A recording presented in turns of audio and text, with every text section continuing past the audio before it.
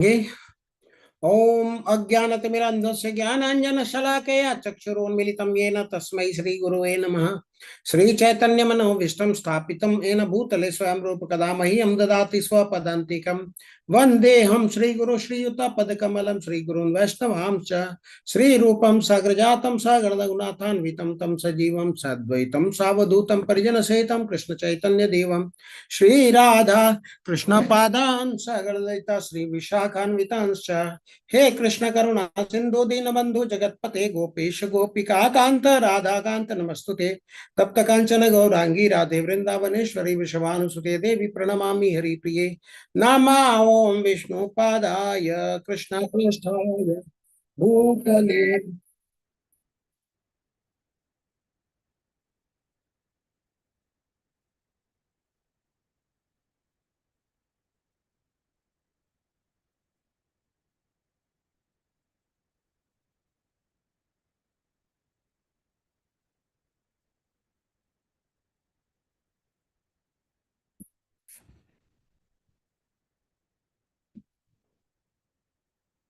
हरे कृष्ण।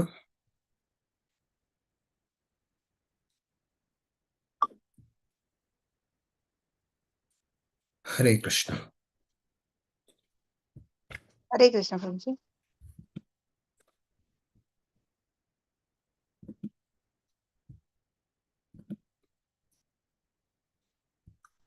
मंगलाचरण कर रहे थे हम लोग, बीच में स्पीकर ऑन हो गया। ओम अज्ञानतिमिरन्धस्य ज्ञानाञ्जनशलाकया चक्षुरुन्मीलितं येन तस्मै श्रीगुरुवे नमः। श्रीचैतन्यमनोभीष्टं स्थापितं येन भूतले स्वयं रूप कदा मह्यं ददाति स्वपदान्तिकं। वन्देऽहं श्रीगुरु श्रीयुतपदकमलं श्रीगुरून् वैष्णवांश्च श्रीरूपं साग्रजातं सगणरघुनाथान्वितं तं सजीवं साद्वैतं सावधूतं परिजनसहितं कृष्णचैतन्यदेवं श्रीराधा कृष्णपादान् सगणललिता श्रीविशाखान्वितांश्च। हे कृष्ण करुणा सिंधु दीन बंधु जगतपते गोपेश गोपिका कांत राधा कांत नमस्तुते। तप्त कांचन गौरांगी राधे वृंदावनेश्वरी वृषभानुसुते देवी प्रणमामि हरिप्रिये। नामा ओम विष्णुपादाय कृष्ण पृष्ठाय भूतले श्रीमते भक्ति वेदांत स्वामिन इति नामिने। नामस्ते सरस्वते देवे गौरवाणी प्रचारिणे निर्विशेष शून्यवादी पाश्चात्य दिशतारिणे। नमो महावदन्याय कृष्ण प्रेम प्रदायते कृष्णाय कृष्ण चैतन्य नामने गौरत्विषे नमः। हरे कृष्ण कृष्ण कृष्ण हरे हरे हरे राम राम राम हरे हरे। हरे कृष्ण कृष्ण कृष्ण हरे राम राम हरे हरे। हरे कृष्ण कृष्ण हरे राम राम हरे हरे। हरे कृष्ण। सभी अपने आंख बंद करके एक बार राधा गोविंद जी को प्रणाम कर ले, अपने मन में उनका दर्शन करते हुए, और हम उनसे प्रार्थना करें कि हमारा ये 18 दिन का भगवत गीता निर्विघ्न रूप से पूर्ण हो, और हम लोग उसमें इसमें भगवत गीता में से कुछ चीजें सीख पाए। हरे कृष्ण।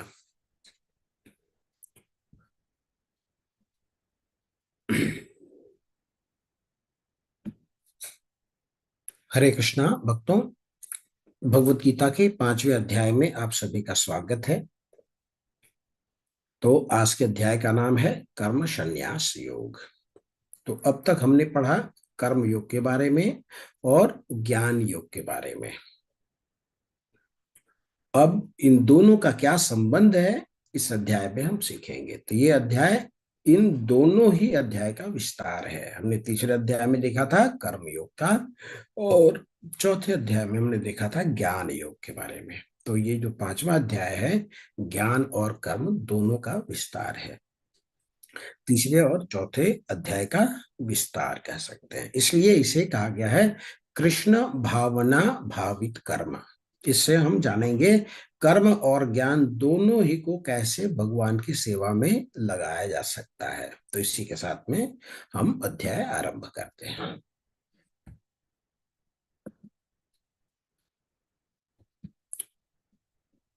अर्जुन, पहले क्या हमने तीसरे अध्याय में क्या देखा? अर्जुन पूछ रहे थे कि भगवान आपने कर्म योग बताया, बुद्धि योग बताया, ज्ञान योग बताया, सब बताया, तो अब मैं समझता हूँ कि अब मैं क्वालिफाइड हूँ बुद्धि योग में कार्य करने के लिए।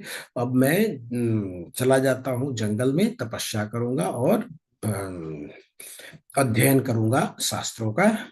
यहाँ पे कर्म करने की क्या जरूरत है, आपस में झगड़ा करने की क्या जरूरत है।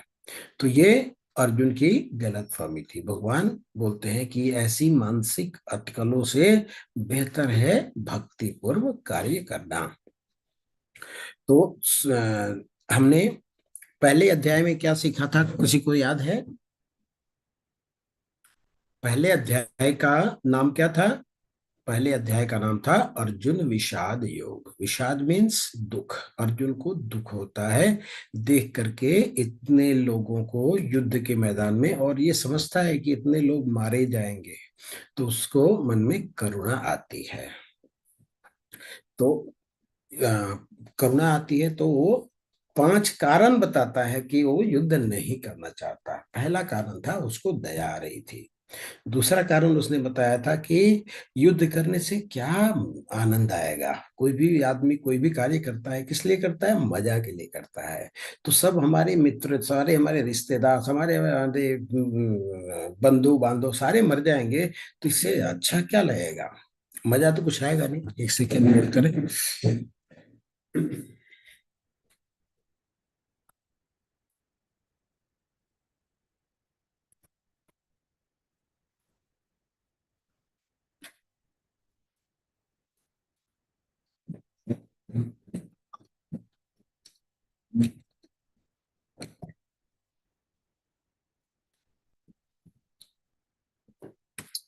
बैटरी डाउन हो रहा था, चार्ज पे।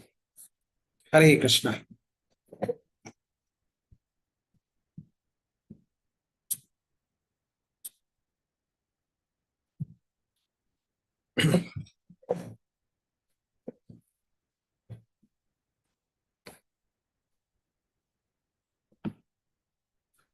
ओके। हाँ, तो क्या बताया था उसने कि हमारे सारे बंधु बांधव सारे मारे जाएंगे, तो मुझे लाभ क्या होगा ऐसे युद्ध करने का? कोई मजा नहीं, कोई आनंद नहीं। दूसरा कारण। तीसरा कारण, वो बोला कि इतने लोगों को मारने से मुझे पाप लगेगा। फिर चौथा कारण बोलता है कि इतने पुरुष वर्ग मर जाएंगे तो स्त्रियां विधवा हो जाएंगी, फिर उनके बच्चों को या फिर उनके साथ कौन उनकी सुरक्षा करेगा? तो वर्ण संकर हो जाएगा, और जिसकी वजह से पारिवारिक परंपराएं जो है वो नष्ट हो जाएंगी। ये चौथा कारण बताया था। पांचवा कारण बताया था को असमंजस में पड़ जाता है कि युद्ध करूं या ना करूं। इस युद्ध के लिए मैंने इतनी तैयारी करी है, लेकिन युद्ध करके इतने लोगों को मार देता हूं तो क्या लाभ होता है? तो इसलिए युद्ध नहीं करना ज्यादा अच्छा है। तो असमंजस की स्थिति में पहुंच जाता है। दूसरा, इसका एक और नाम दिए हैं प्रभुपाद जी, क्या बोलते हैं कि कुरुक्षेत्र के युद्ध स्थल में सैन्य निरीक्षण। तो सेना का निरीक्षण, निरीक्षण मीन्स देखना, किसी चीज को कैस किस दृष्टिकोण से व्यक्ति देखता है। तो एक ही सीन है, युद्ध भूमि है, दो तरह से के योद्धा हैं, दो साइड के, एक तरफ कौरव हैं, दूसरी तरफ पांडव हैं, यही युद्ध भूमि है। लेकिन 3 अलग अलग व्यक्तियों का दृष्टिकोण कैसा है? धृतराष्ट्र का दृष्टिकोण कैसा है? वो अपने और पराये की भावना से देखता है। दूसरा व्यक्ति है वहां पे दुर्योधन, वो कैसे देखता है? वो देखता है कि मुझे युद्ध किसी तरह जीतना हो, किसी को इंसल्ट करना हो कोई तकलीफ नहीं, किसी का बात मानना हो, बड़े हैं छोटे हैं लिहाज करना है नहीं करना, उसे कोई मतलब नहीं। हमारा सिर्फ गोल क्या है? हमें जीतना है, हमें भोग वृत्ति करना है।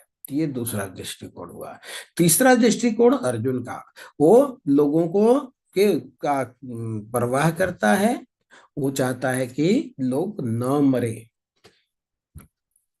इतने लोगों के दृष्टिकोण में देखिए, दूसरे अध्याय में भगवान ने क्या बताया कि भाई करुणा तो अच्छी बात है, लेकिन तुम करुणा किसके ऊपर करना चाहते हो?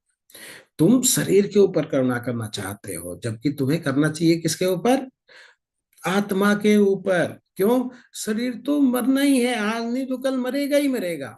इसका जब जन्म हुआ है तो मृत्यु होएगी, और आत्मा न कभी जन्मी है और न इसकी मृत्यु होनी है।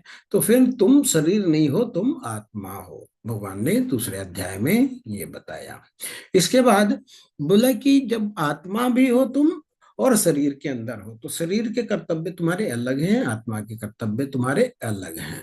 तो दो तरह के कर्तव्य के बारे में बताया, एक आपका नित्य धर्म है, एक आपका सनातन धर्म है। नित्य धर्म शरीर के नाते, जैसे जहां आपने जन्म लिया है उस राज्य की सेवा करना, उस शहर की सेवा करना, अपने माता, अपने पिता, अपने बंधु, अपने बांधव के साथ सहयोग करना, सामंजस्य बिठाना, ये क्या है? शरीर का धर्म है, जिसका शरीर के साथ नाता है। और आत्मा के नाते आप परमेश्वर के अंश हैं, इसलिए परमेश्वर की सेवा करना आपका कार्य है। इसको बोलते हैं सनातन धर्म। एक नित्य धर्म, एक सनातन धर्म। बाद में बताया कि जो नित्य धर्म और सनातन धर्म दोनों को पालन करेगा उसको बोलते हैं आत्म साक्षात्कार प्राप्त व्यक्ति। उसके क्या लक्षण हैं, भगवान ने दूसरे के अध्याय के अंत में ये बताया। इसके बाद अर्जुन कंफ्यूज हो जाते हैं कि भगवान आप, क्योंकि दूसरा अध्याय का एक और नाम है कि भगवत गीता का सारांश। तो भगवत गीता में जितने टॉपिक है सब भगवान एक साथ बता देते हैं। तो अर्जुन समझ नहीं पाता है कि कौन सा शुरू करे, कौन सा अंत है, मुझे क्या करना चाहिए। तब बोलता है कि मैं क्या करूं, कर्म का संन्यास करूं या फिर कर्म करूं। तो भगवान कर्म योग के बारे में बताते हैं। फिर बाद में जब पता लगता है कि भाई कर्म करने के लिए ज्ञान की भी आवश्यकता है, तो चौथे अध्याय में भगवान ज्ञान योग के बारे में बताते हैं। अब हम पांचवें अध्याय में पहुंच गए, तो पांचवें अध्याय में ज्ञान और कर्म दोनों का मिश्रण है। हम देख लेते हैं प्रभुपाद जी कैसे एक्सप्लेन किए हैं। दूसरा अध्याय श्लोक संख्या 11 से 30 भगवान कृष्ण द्वारा वर्णित आत्मा का ज्ञान है, जिसके बारे में हमने चर्चा करी। हमें करुणा करना चाहिए, लेकिन शरीर के ऊपर नहीं, हमें आत्मा के ऊपर करना चाहिए।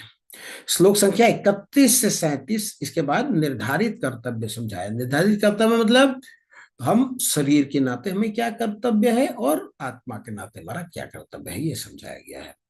42 से 45 ये भयावह सकाम गतिविधि के कारण आत्मा का उलझाव। मतलब अब जो व्यक्ति जान जाएगा कि हम शरीर नहीं हैं, हम आत्मा हैं, तो आत्मा के रूप में वो कार्य करेगा और शारीरिक उलझाव और देहात्म बुद्धि में वो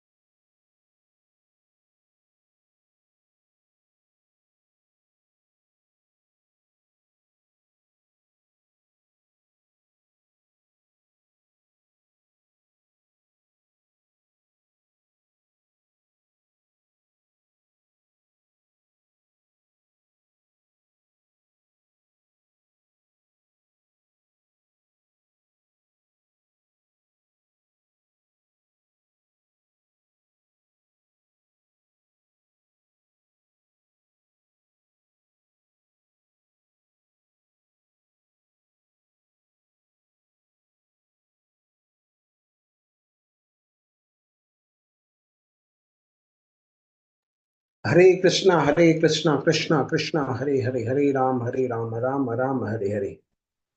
हरे कृष्णा, मेरी आवाज आ रही है?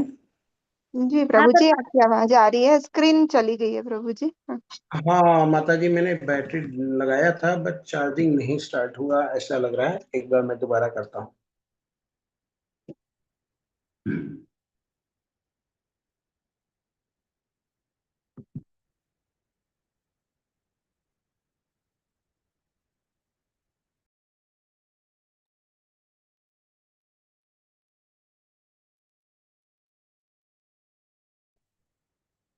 हरे कृष्णा, कृष्णा कृष्णा हरे हरे।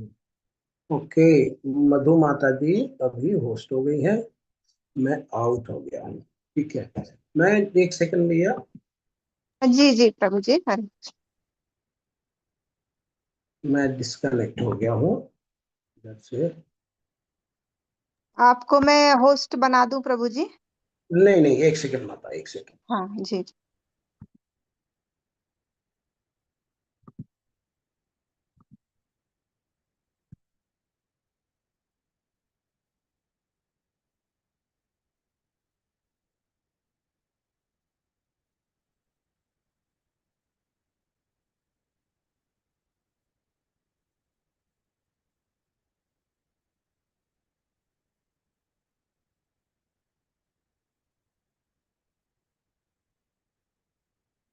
हाँ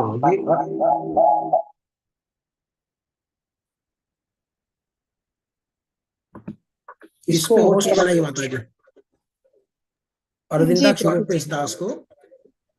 अच्छा ठीक है प्रभु जी, हरे कृष्णा।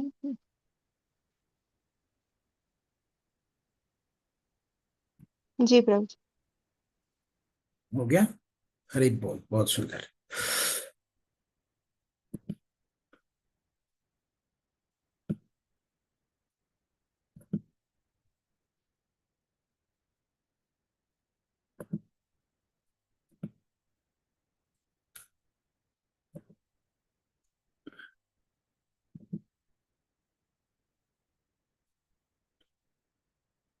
हरे कृष्णा, क्षमा करें। अभी आवाज क्लियर है? जी प्रभु जी। ओके ओके ओके, हम यही बात कर रहे थे। फिर तीसरे अध्याय में हमने 17 से 18, ज्ञान में व्यक्ति के लिए कोई कर्तव्य नहीं है। जो व्यक्ति ज्ञान में ज्ञान प्राप्त कर लिया है, उसके लिए कोई दैनिक कर्तव्य नहीं रह जाते। फिर वो भगवत कार्य कर सकता है। क्यों? क्योंकि उसको भगवान का ज्ञान प्राप्त हो गया है। फिर अध्याय 4 में श्लोक संख्या 33 में सभी प्रकार के यज्ञ कार्य ज्ञान में परिणित होते हैं, ये बताया गया है। जैसे ज्ञान को कैसा बताया है कि नाव के समान, समुद्र में अगर पार करना हो तो आप नाव पे जाके पार कर सकते हैं। तो ज्ञान एक नाव के समान है जो आपको भव सागर से पार करा सकता है। दूसरा बताया था भगवान ने कि जो ज्ञान है वो अग्नि के समान है, जो कि सारे जो हमारे कर्म हैं, अच्छे कर्म बुरे कर्म, सबको भस्मसात कर सकता है, भस्म कर सकता है। और चौथे अध्याय के अंत में भगवान ने अर्जुन को फिर से उठो और लड़ो ऐसा बोला। लड़ने के लिए अर्जुन को फिर से बोला भगवान ने। फिर उसको भ्रम में आ गए, अरे क्या करूं, कर्म का त्याग करूं या कर्म का कर्म करूं। ये फिर से जो पांचवा अध्याय है, फिर से वहीं से शुरू होती है जहां से तीसरा अध्याय शुरू हुआ था। तो ये अच्छे शिक्षक का लक्षण है कि अगर विद्यार्थी 10 बार भी पूछता है तो टीचर जो है वो नाराज नहीं होता, वो बताता है कि नहीं आप ऐसे करो।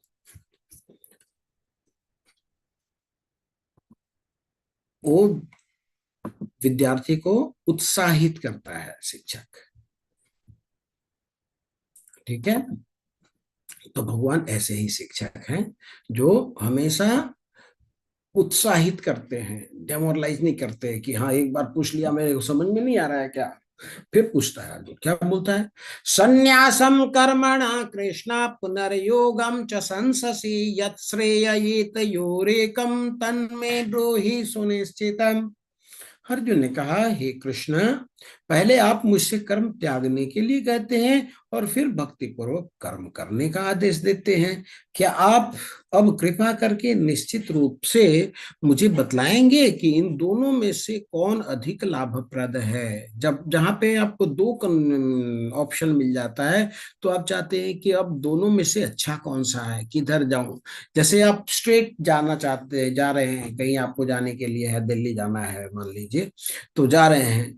लेकिन जहां पे आपको दो रास्ते मिल जाते हैं या फिर चार रास्ते मिल जाते हैं, फिर आप कंफ्यूज होते हैं, अब राइट वाला में चलना है, लेफ्ट वाला में चलना है, सीधा वाला में चलना है, कहाँ चलना है। फिर आप किसी से पूछना शुरू करते हैं। तो अर्जुन की भी ऐसी स्थिति हो गई। वो भगवान से पूछ रहे हैं कि पहले आप मुझे कर्म त्यागने के लिए बोल रहे हैं और फिर भक्ति पूर्वक कर्म करने के लिए बोल रहे हैं। आप बताएंगे इसमें से निश्चित रूप से जो अधिक लाभप्रद है वो क्या है, कौन सा करूं। तो तीसरे अध्याय के 8वें श्लोक में भगवान क्या बोलते हैं? नियतम कुरु कर्म त्वम, और नियत कर्म तुम करो। और चौथे अध्याय के शुरुआत में बोलते हैं कि जो ज्ञानी लोग होते हैं उनके लिए कोई कर्म करने लायक नहीं रह जाता है। तो चौथे अध्याय के अंत में कहते हैं दिव्य ज्ञान में स्थित रहकर कर्म करो। अभी अर्जुन को लग रहा है कि करें तो करें क्या, वास्तव में ज्ञान का उद्देश्य है क्या। तो सभी ज्ञान का उद्देश्य सभी कर्मों का त्याग करके एकांत स्थान में चले जाना है क्या। और ज्ञान का उद्देश्य संन्यास है या ज्ञान का उद्देश्य भगवान के लिए भक्तिमयी सेवा करना है। तो आखिर ज्ञान का वास्तविक उद्देश्य क्या है, ये अर्जुन यहाँ पर फिर से भगवान श्री कृष्ण से पूछता है। क्या कहता है, यत श्रेय, जो श्रेय है, एक योरेकम तन्मे ब्रूहि, मतलब बार बार अर्जुन भगवान से श्रेय बतलाने के लिए कहता है। तो अभी भगवान क्या बोलते हैं कि क्या दोनों में श्रेष्ठ है, सारे कर्मों का परित्याग या सारे कर्म को भगवान की सेवा में लगाना। तो यत श्रेय, जो मेरे लिए वास्तव में श्रेयस्कर है, मैं ज्ञान का अनुशीलन करूं, जंगल में जाकर के ज्ञान प्राप्त करूं, या मैं जाकर के युद्ध लड़ूं। अर्थात अर्जुन दोनों चीज को अलग अलग समझ रहा है। वह सोच रहा है कि ज्ञान का अनुशीलन करना अलग बात है और युद्ध लड़ना अलग बात है। अर्थात युद्ध हो गया कर्म और शास्त्र का जंगल में जाकर के अध्ययन, वह क्या हो गया, वह हो गया ज्ञान। तो ज्ञान अलग, कर्म अलग, अर्जुन ऐसा सोच रहा है। चलते हैं, आगे बढ़ते हैं, भगवान क्या कहते हैं। श्री भगवान उवाच संन्यास कर्म योगश्च निःश्रेष सकराबुभौ तयोस्तु कर्म संन्यासात् कर्म योगो विशिष्यते। श्री भगवान ने उत्तर दिया, मुक्ति के लिए तो कर्म का परित्याग तथा भक्तिमय कर्म अर्थात कर्मयोग दोनों ही उत्तम है। किस लिए, मुक्त होने के लिए।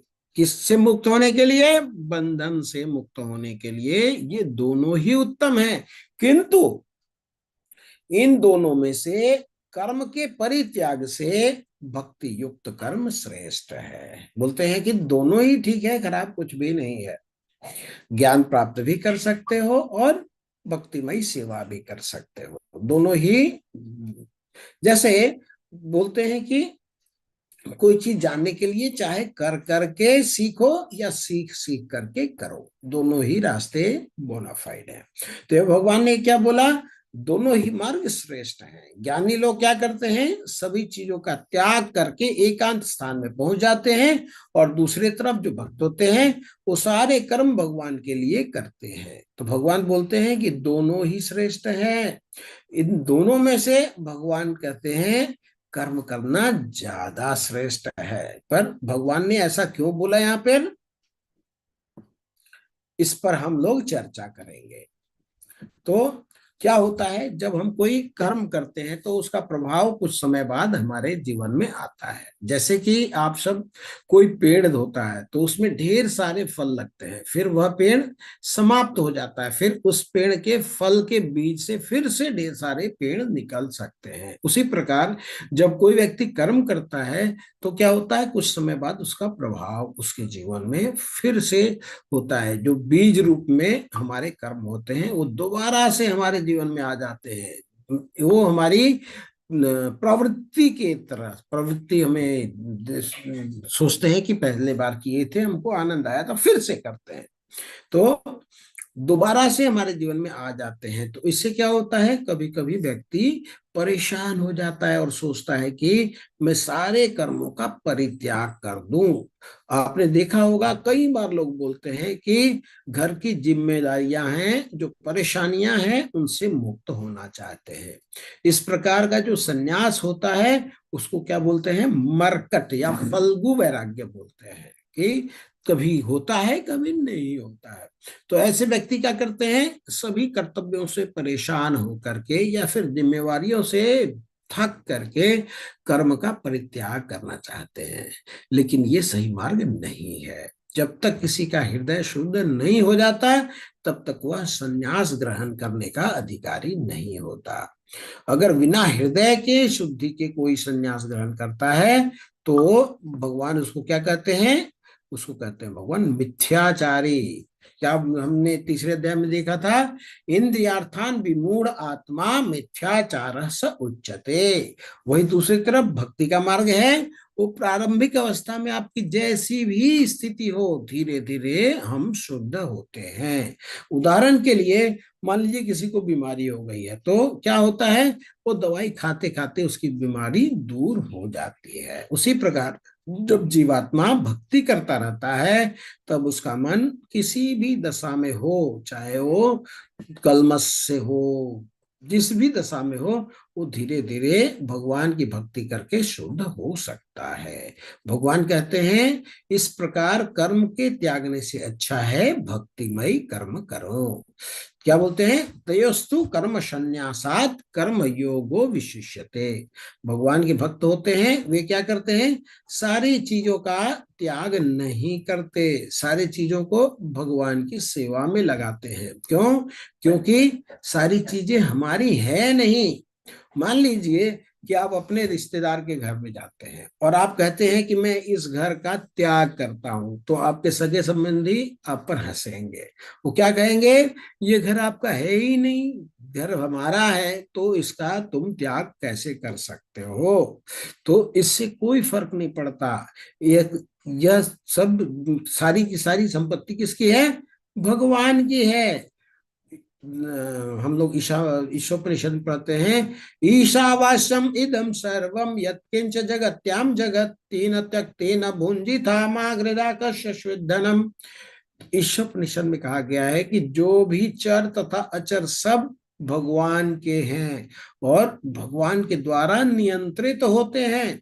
जब सारी चीजें भगवान की हैं, तो इसे त्यागने का प्रश्न ही कहाँ उठता है। जब ये मेरी है ही नहीं, तो मैं इन्हें कैसे छोड़ सकता हूं। इसलिए हमें क्या करना है, जिसकी ये चीजें हैं उसकी सेवा में हमें लगा देना है। तो उसको बोलते हैं युक्त वैराग्य। पहले हमने देखा था मरकट या फिर फल्गु वैराग्य। तो पहला वैराग्य होता था कि सारी चीजों का त्याग कर देना, माया समझ के कि सारी चीजें माया में बांध देंगी, इसलिए सारी चीजों का त्याग कर देते हैं। और दूसरी तरफ जो भक्त होते हैं, वे युक्त वैराग्य करते हैं, सारी चीजों को भगवान की सेवा में लगाते हैं।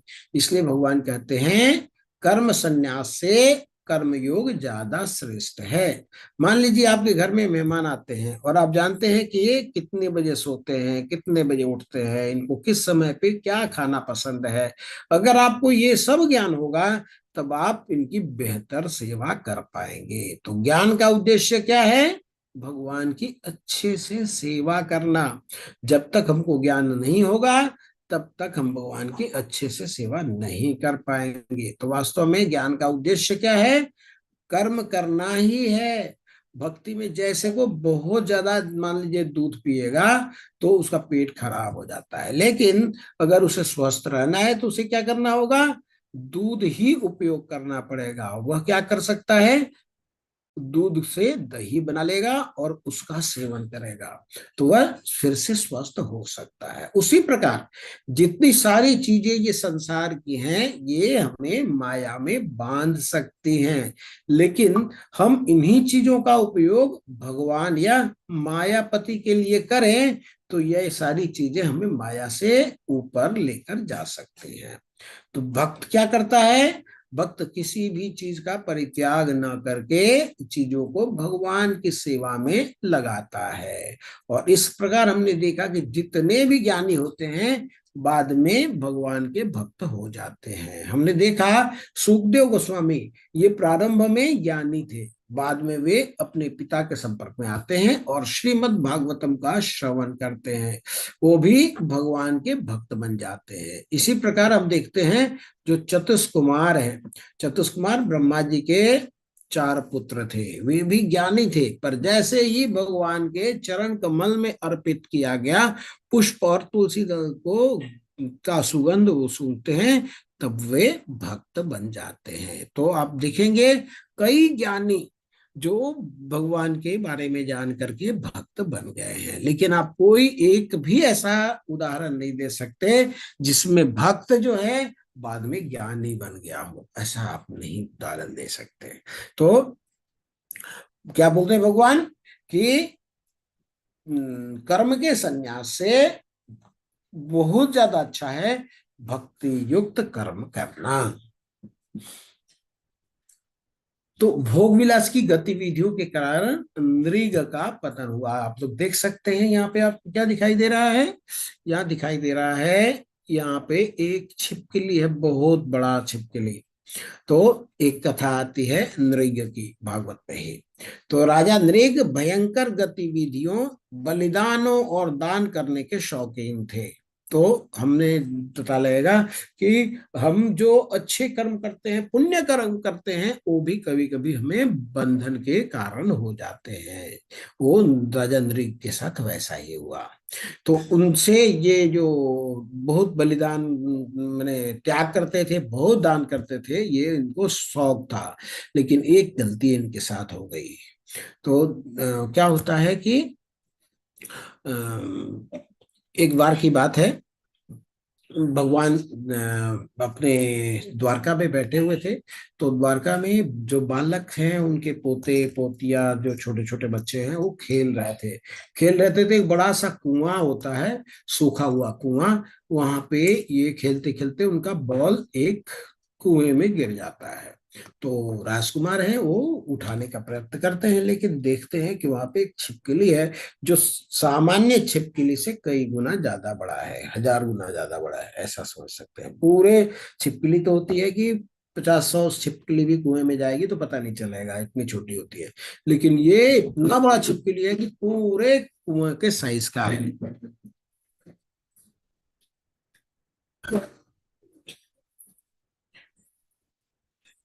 तो जो बच्चे थे उनको देख करके परेशान हो जाते हैं। वो जाते हैं अपने दादाजी के पास, भगवान कृष्ण के पास जाते हैं, बताते हैं कि दादाजी, एक कुएं में हमने देखा, वहां पे हमारा बॉल गिर गया है, लेकिन उसमें बहुत बड़ा छिपकली बैठा हुआ है, हमें डर लगा, इसलिए हम लोग आ गए। तो भगवान कृष्ण उनको लेकर के जाते हैं, चलो दिखाओ मेरी। तो देखते हैं, वास्तव में बहुत बड़ा छिपकली है। लेकिन एक आश्चर्य है कि वो छिपकली जो है, मनुष्य की आवाज में बात भी कर सकता है। तो भगवान पूछते हैं कि भाई आप कौन हो? तो छिपकली बोलता है, अरे मेरे को जानते नहीं हो आप? मैं इतना बड़ा राजा हूं, आप मुझे जानते नहीं? मैं राजा नृग हूँ। बोले, भाई मैंने तो नहीं सुना आपके बारे में, आप ही अपनी गतिविधि को बताइए, आपने क्या ऐसे कर्म किए जिसके कारण आपको सब लोग जाने? तो उन्होंने बोला कि राजा नृग ने बोला कि मैं बहुत बड़ा दानी था। मैं जब राजा था तो हर दिन 10,000 गऊ को दान करता था। और ऐसे ही गऊ नहीं, सब दूध, दुधारू गऊ को, पूरे दूध देने वाली। और ऐसा दुधेरू गाय नहीं जो बच्चा जनने में ही उसको 6 महीना लगेगा, नहीं। बछड़े के साथ जो दूध देती हुई गऊ है, वो वाली गऊ को 10,000 देता हूँ। और सिर्फ ऐसे नहीं देता हूँ, उसके ऊपर में रेशमी वस्त्र होता है। गाय के गले में सोने की हार होती है। गाय के जो सींग हैं वो सोने से मढ़े हुए होते हैं। गाय के जो खुर हैं वो चांदी से मढ़े हुए होते हैं। इस प्रकार 10,000 गाय मैं प्रतिदिन दान करता था। बोले कि भाई बहुत अच्छा दान करते थे, लेकिन दान करने का रिजल्ट तो ये नहीं होता है कि आप छिपकली बन जाओ। आप छिपकली कैसे बन गया? तो फिर अपने बारे में वो बताते हैं कि एक बार की बात है कि मैंने गाय अपने गौशाला से मंगा करके 10,000 ब्राह्मणों को दान कर दिया। दूसरे दिन क्या हुआ कि गाय जो ब्राह्मण के घर से आया और आ करके मेरे जो दान करने वाले गाय थे उनमें आकर के मिक्स हो गया। अब 10,000 भेज देते हैं तो गिनती इतना तो कर नहीं सकते, एक बार गिनती कर लिया हो गया। तो वो जो नई गाय जो कल दान दे दी गई थी, वो वापस आकर के झुंड में इकट्ठा हो गया। मैंने फिर दूसरे ब्राह्मण को वो सब दिया। तो जो ब्राह्मण था कल जो लेके गया था, वो आकर के झगड़ने लग गया, अरे राजा साहब क्या करते हो आप? एक तरफ गाय कल मेरे को दिया, आज तुम्हारी गाय वापस मंगा ली, अब उसी गाय को दूसरे को दे रहे हो। ये तो दान दिया हुआ संपत्ति को वापस नहीं लेना चाहिए, ये तो पाप होता है। राजा क्षमा मांगने लग गया कि भाई ये तो मैं जानबूझ करके नहीं किया, ये तो गलती से हो गया। आप ऐसा करें कि एक गाय आपका मिक्स हो गया था, इसके बदले आप 10 गाय और ले लीजिए, 50 गाय ले लीजिए, 100 गाय ले लीजिए, लेकिन क्षमा कर दीजिए, ये भूल हुई है, परंतु ये जानबूझ करके नहीं हुई है। तो बोलते हैं नहीं, मुझे तो वही गाय चाहिए। फिर उन्होंने रिक्वेस्ट किया दूसरे ब्राह्मण से, जिसको आज दिया था, कि इस गाय के बदले आप 50 और गाय ले लीजिए, लेकिन इसको छोड़ दीजिए। लेकिन दूसरा ब्राह्मण भी, नहीं, मेरे को आपने संकल्प करके मुझे दिया है, मैं अपना गाय क्यों छोड़ूं। तो जो पहला वाला ब्राह्मण होता है वो इनको श्राप देता है कि आप बंधन में आ जाओ। जब इनकी मृत्यु होती है तो यमराज के पास जब जाते हैं तो यमराज पूछते हैं इनसे कि आपने सब कुछ अच्छे किए हैं, तो आपके बहुत दिन तक स्वर्ग में आपको बिताना पड़ेगा।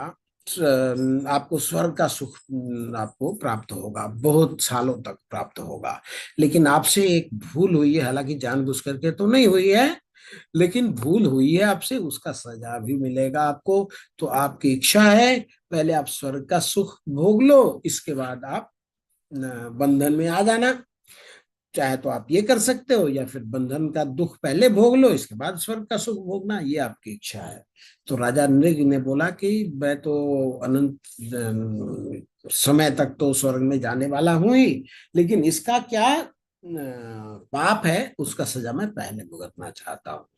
तो उसके सजा के रूप में राजा नृग को छिपकली बनना पड़ा और ढेर दिन तक कुएं में के अंदर रहना पड़ा। तो ये भगवान ला करके उनको आशीर्वाद देते हैं, उनका स्पर्श करते हैं, फिर वो मुक्त हो जाते हैं। तो ये कथा, ये भगवान की लीला क्यों है? भगवान चाहते हैं अपने पुत्रों को, पौत्रों को, अपने जो बच्चे हैं उनको बताया जा सके कि ब्राह्मण के ऊपर किया गया कोई भी गलती कितनी कष्टकारी होती है, कितनी फलदायक होती है। ये ब्राह्मणों के अपराध से बचना चाहिए, ये भगवान शिक्षा देना चाह रहे हैं। तो भगवान, यहाँ आप देख सकते हैं कि ये जो राजा है नृग, ये जो छिपकली के रूप में, ये राजा के रूप में है और गऊ दे रहे हैं, और यहाँ पे दो ब्राह्मणों में बहसबाजी हो रही है। क्यों? क्योंकि एक को दिया हुआ गऊ दूसरे ने ग्रहण करी।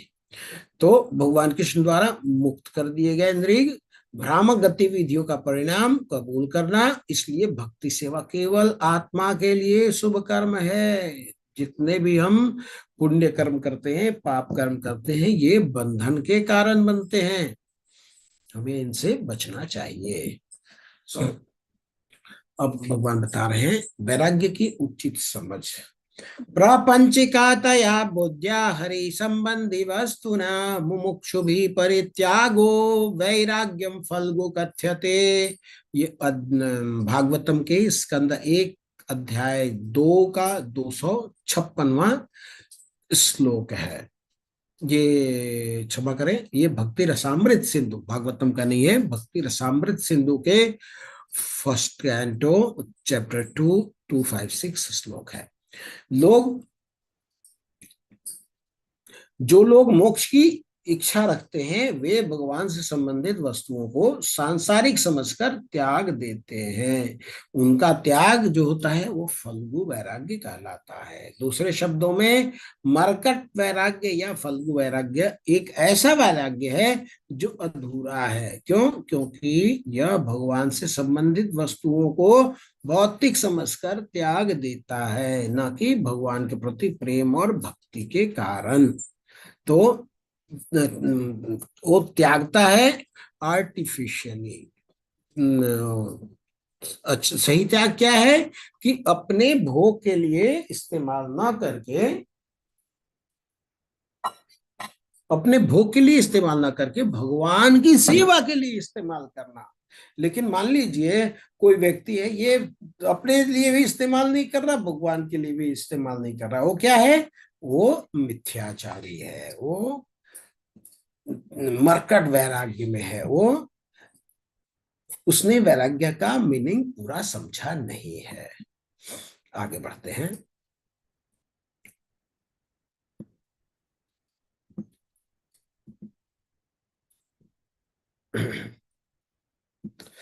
ज्ञेय स नित्य संन्यासी यो न द्वेष्टि न कांक्षति निर्द्वंदो हि महाबाहो सुखम बंधात प्रमुच्यते। जो पुरुष न तो कर्म फल से घृणा करता है और न कर्म फल की इच्छा करता है, वह नित्य सन्यासी जाना जाता है। महाबाहु अर्जुन, ऐसा मनुष्य समस्त द्वंद्वों से रहित होकर भवबंधन को पार कर पूर्णतया मुक्त हो सकता है। तो क्या बोलते हैं भगवान, जो कर्म फल से घृणा भी नहीं करता और न कर्म फल की इच्छा करता है, वो सेवा भाव से, भगवान की सेवा भाव से कार्य करता है। वो कभी भी द्वंद्व में नहीं पड़ता। क्यों? क्योंकि उसको ना कोई प्रीति है और ना कोई उसको ऑब्जेक्शन है उस चीज से।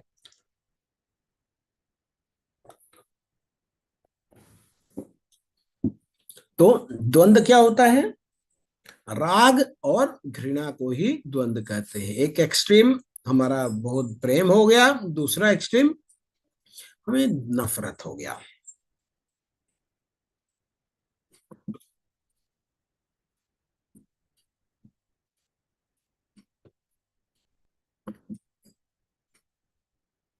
तो भगवान यहाँ पे क्या बता रहे हैं? कर्म फल का त्याग करो, कर्म का नहीं। कर्म का त्याग कैसे कर सकते हैं? बिना कर्म किए तो हम एक सेकंड जी नहीं सकते।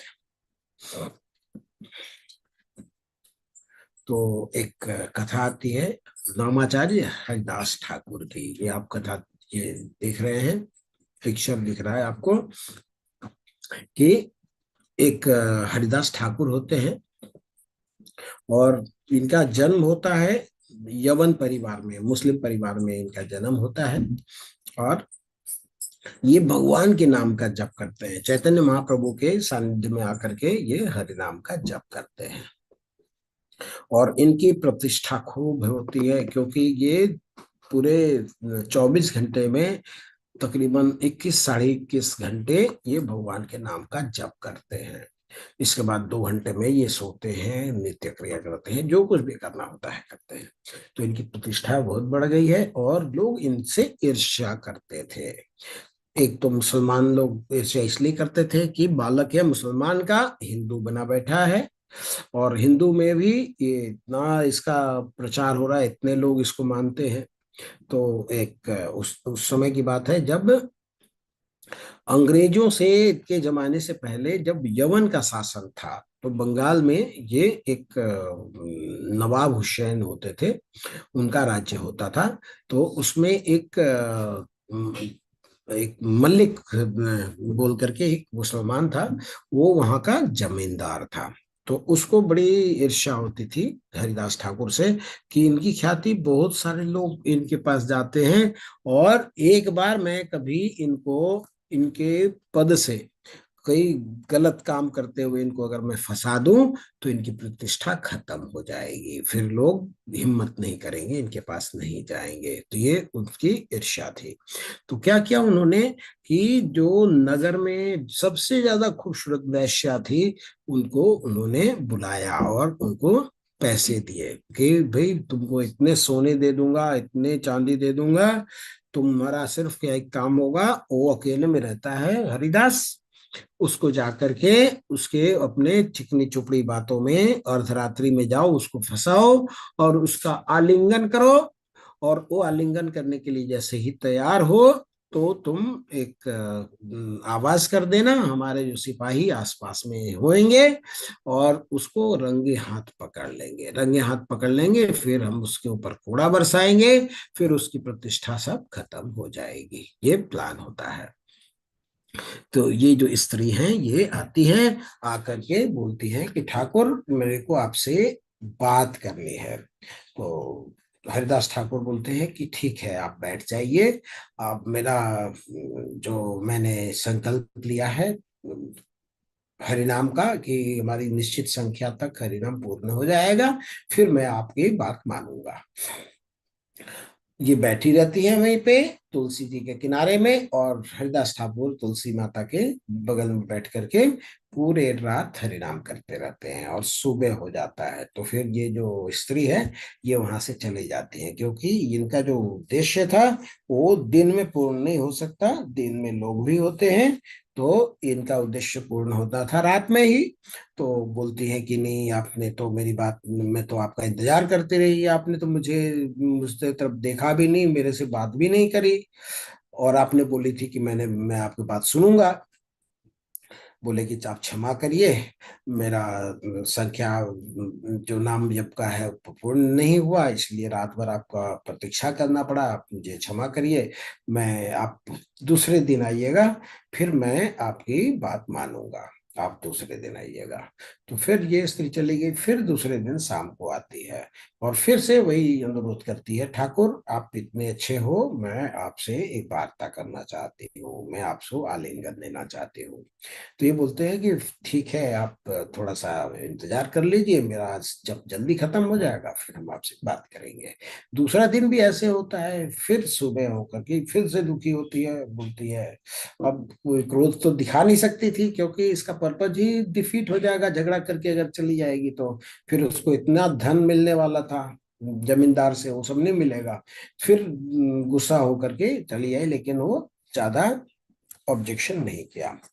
तीसरे रात में जब फिर से आई तो पूरा रात इनका जब गुजर गया तो इसका मन जो है स्त्री का परिवर्तित हो गया। जब इतना देर तक 3 रात तक शुद्ध वैष्णव के मुंह से हरिनाम सुन करके इनका हृदय भी द्रवित हो गया।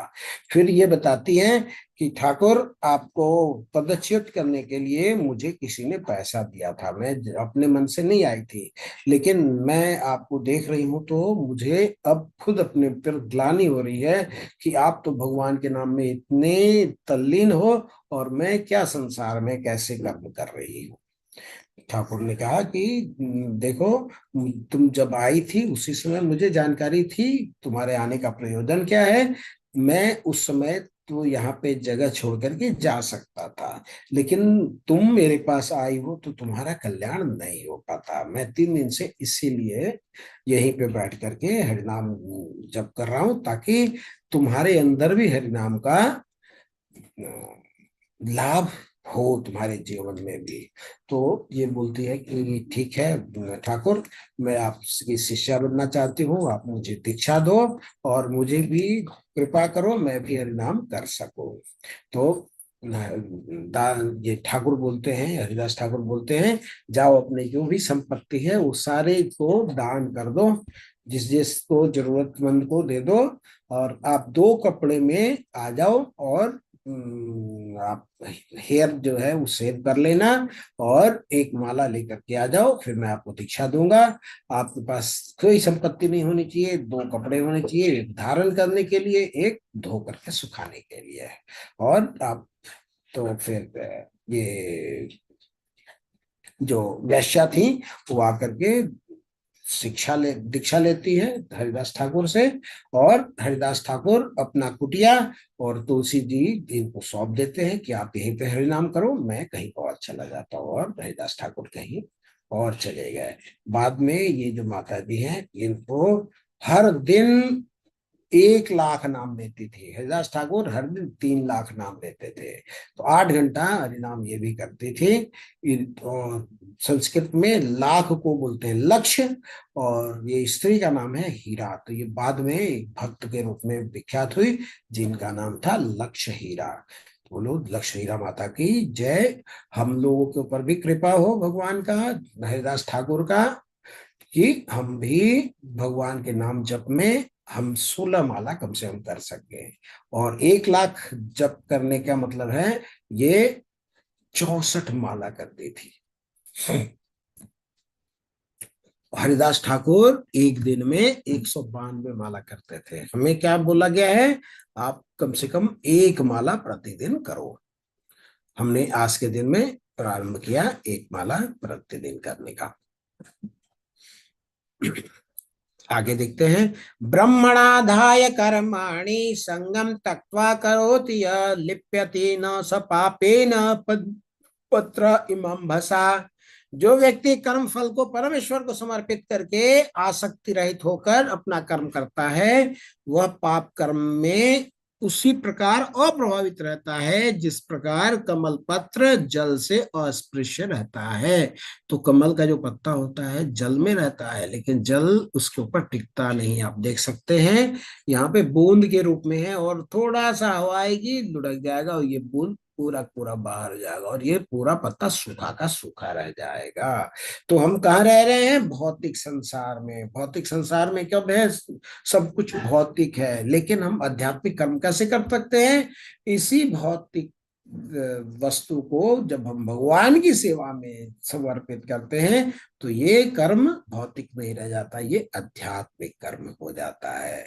तो हम इस संसार में रह करके भी इस संसार के लिए कार्य ना करें, हम भगवान के लिए कार्य करें। क्यों? क्योंकि हम शरीर नहीं है, हम आत्मा है।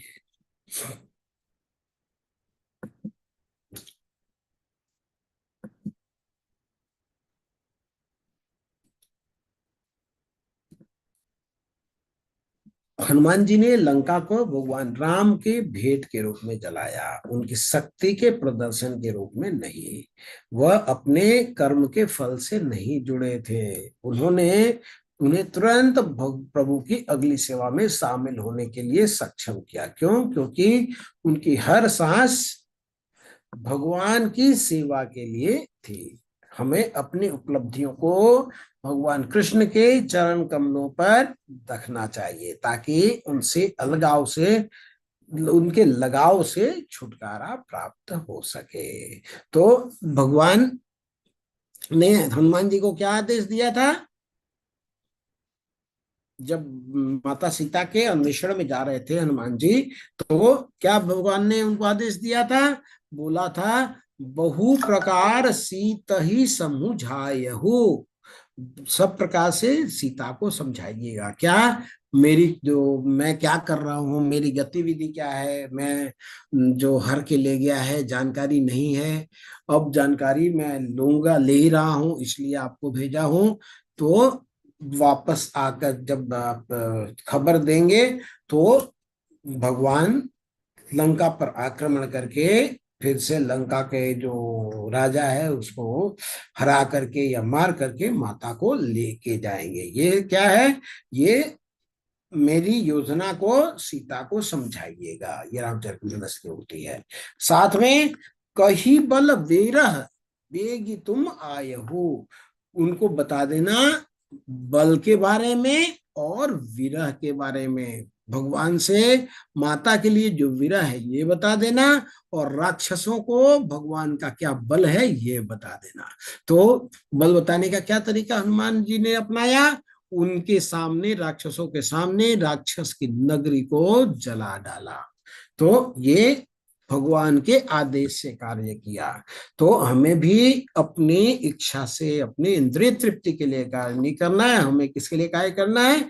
भगवान के लिए कार्य करना है। अगर हम अपने लिए कार्य करेंगे तो हमारे लिए भव बंधन का कारण बनेगा। जब हम भगवान के लिए कार्य करेंगे तब ये मुक्ति का कारण बनेगा, फिर हम बंधन में नहीं पड़ेंगे। हमने तीसरे अध्याय में ये क्या देखा था?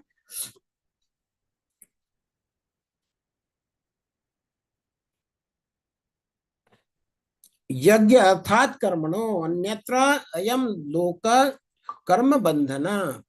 यज्ञ के रूप में कार्य करें, नहीं तो ये जो कर्म है हमें बंधन में फंसा देंगे। तो हमें योग के लिए कर्म कर्म मीन्स भगवान की खुशी के लिए हमें कर्म करना है। तो प्रभुपाद जी क्या कर रहे हैं? प्रभुपाद जी सबको ये शिक्षा दे रहे हैं कि आपको भगवान की सेवा के लिए कर्म करना है, आत्म तुष्टि के लिए कार्य नहीं करना है। देखिए, भगवान का नाम ले रहे हैं।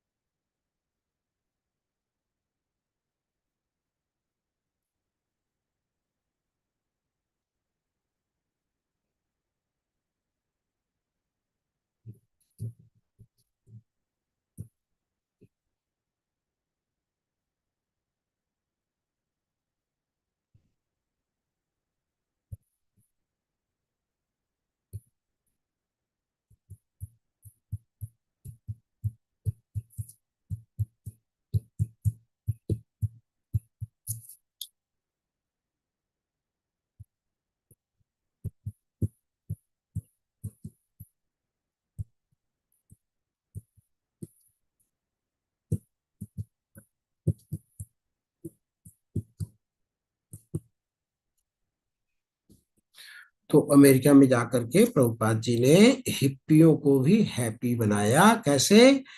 कृष्ण भावना भावित कर्म करा करके, भगवान के लिए कर्म करा करके। जो हिप्पीज थे वो, जिनका कार्य होता था, उन्होंने जल कभी पिया नहीं, शराब पीते थे। वो कभी भी वेजिटेरियन फूड नहीं खाए, हमेशा नॉन वेज खाते थे, मीट खाते थे, बहुत वैरायटी का मीट खाते थे। प्रभुपाद जी ने उनको हायर टेस्ट दिया और भगवान की सेवा में लगाया। और जो व्यक्ति मीट के अलावा कुछ खाता नहीं है, वो प्याज लहसुन भी बंद कर दिया। जो आदमी शराब से छूट नहीं सकता है, उसको प्रभुपाद जी ने चाय बीड़ी तक छुड़ा दिया। तो आगे भगवान बोलते हैं 18वें श्लोक में, विद्या विनय संपन्ने ब्राह्मणे गविहस्तिनि सुनी चैव स्वपाके च पंडिता समदर्शिना। विनम्र साधु पुरुष अपने वास्तविक ज्ञान के कारण एक विद्वान विनीत ब्राह्मण गाय, हाथी, कुत्ता तथा चांडाल को समान दृष्टि अर्थात समभाव में देखता है। वो क्या देखता है? हर के अंदर भगवान का वास देखते हैं। जैसे भगवान ये जो नारायण फॉर्म में है, वो सबके हृदय में है। दिख रहा है आपको? व्यक्ति है माला जप रहा है, उसके हृदय में भी है। ये बत्तख है, उसके हृदय में भी है। शेर है, उनके हृदय में भी है। चीता है, उसके हृदय में भी है। ये लायन है, इसके हृदय में भी है। सारे जीव जंतु के अंदर भगवान है। तो वो सबको एक दृष्टि से देखता है। एक दृष्टि से देखने का मतलब ये नहीं है कि सबके साथ एक ही व्यवहार करने लगेगा। जैसे गाय को थपथपाते हैं, वैसे ही शेर को थपथपाने लगेगा, ऐसा बिल्कुल भी नहीं। वो शरीर के स्तर पे ना देख करके आत्मा के स्तर पर देखते हैं कि सब जीवों में आत्मा तो भगवान उसी रूप में है, हर जीव में है।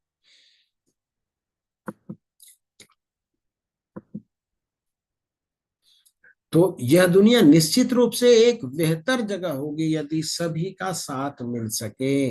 इस विचारधारा को सार्वभौमिक भौमिक भाईचारा कहा जाता है, लेकिन यह कहीं भी व्यवहार में नहीं देखा गया है। कारण यह है कि एक सामान्य सार्वभौमिक मार्गदर्शक पिता को स्वीकार करने तक सार्वभौमिक भाईचारा एक दूर का सपना है। तो हम लोग बात क्या करते हैं? हम भाई, हम हिंदू मुस्लिम सिख ईसाई सब सारे हैं भाई भाई। ऐसा कहीं नहीं होता है। ये सब डायलॉग्स हैं, सिर्फ किताबों की बातें हैं। जब तक हम हमारा एक कॉमन पिता नहीं होगा, तब तक हम भाई नहीं हो सकते। सिर्फ ये बातें बनाने वाली चीजें हो सकती हैं, प्रैक्टिकली नहीं हो सकता। तो इस्कॉन में क्या है? हर देश के लोग हैं। जर्मन है, जापानीज हैं, चाइनीज हैं, क्रिश्चियन हैं, मुस्लिम हैं, हिंदू हैं, सारे हैं। लेकिन सब में भाईचारा है। क्यों है? क्योंकि सबके पिता भगवान कृष्ण है। सबका उद्देश्य कृष्ण की सेवा करना है। तो जब तक सार्वभौमिक पिता नहीं होंगे, तब तक सार्वभौमिक भाईचारा की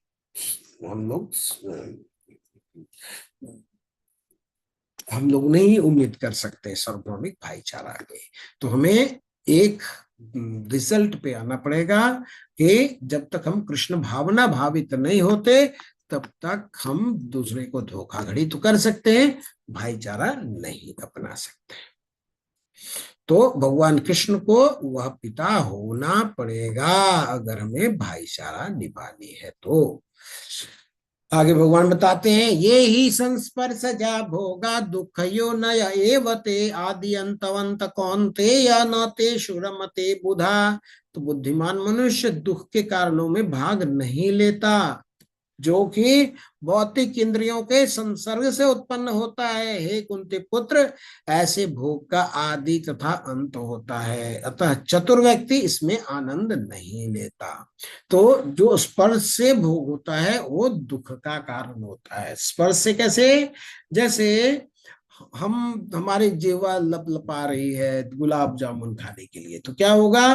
गुलाब जामुन जीवा पे लगेगा तो इंद्रिय विषय का इंद्रिय से स्पर्श होगा। जो स्पर्श से जो अभिव्यक्ति होती है, जो सुख मिलता है, वो टेम्पररी होता है। क्यों? क्योंकि यह स्पर्श कभी मिलेगा, कभी नहीं मिलेगा।